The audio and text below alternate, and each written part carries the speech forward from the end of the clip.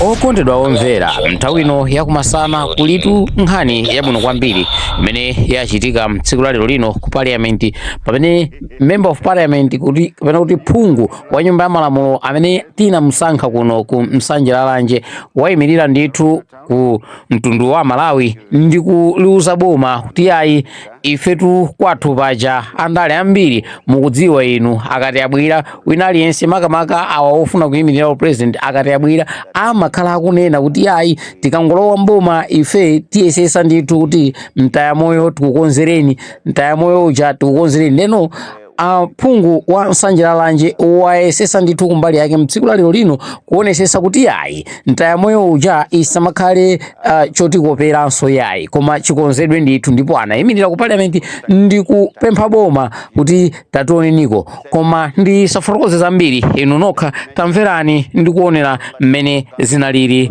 ku parliament iko. Very much. Karonga town, we go to Nsanje Lalanje. Thank you very much, Honorable Speaker, for recognizing the people of Nsanje Lalanje for the first time. And this being my first time, allow me to congratulate you and the entire speakership. The people of Nsanje Lalanje have full confidence in your leadership. Let me also take this opportunity to express my profound gratitude to the dignified and resilient people of Nsanje Lalanje for entrusting me with this noble responsibility. My question to the Honorable Minister, through you, Mr. Speaker, if government was kind enough to consider the construction of the Ntayamoyo Bridge. The Ntayamoyo Bridge is the only link between Nsanje Lalanje and Nsanje North, and also holds or forms a critical link for the railway line to Blantyre. Thank you very much. Thank you, Nsanje Lalanje. Iyo ndio funso limene linaperekedwa ndithu kuchokera kwa phungu wa nyumba ya malamulo ochokera ku Nsanje Lalanje Bilal Karim, koma ndithu potengera ndi mmene analankhulira kapena kuti emene anafunsira kuifunsa boma, and a minister anayimirira ndithu kuwayankha aphungu aku Nsanje Lalanje amenewa, ndipo zomwe anayankha ministrawo nazi tazimvereni. Yeah, Minister of Transport and Public Works.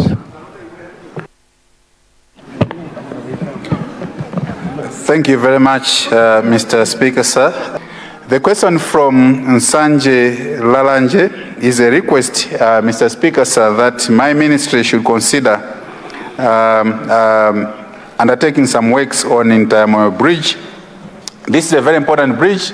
Indeed, it's a bridge that connects Nsanje Lalanje and Nsanje North, but also the railway line from Nsanje all the way to Blantyre. Mr. Speaker, sir, I wish to put on record that this request has been taken note of, and I will be liaising with my officials in the ministry to prioritize the maintenance works that we need to undertake on Ntayamoyo Bridge.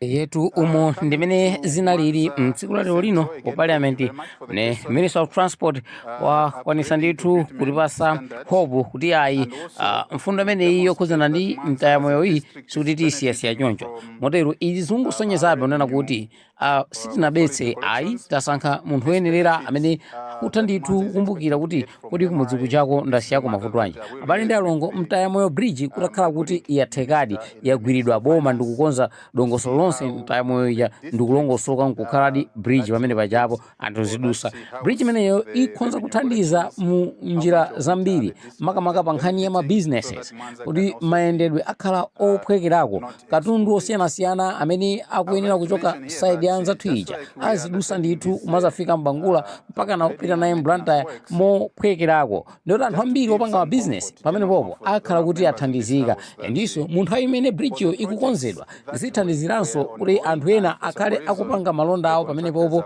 monga kugulisa zakudya ndi zina zotero. Ine ndikusiyira ndipo mpaka kwa tsiku la lero, khalani ndi mazulu abwino. Club Chinthu, building better Africa.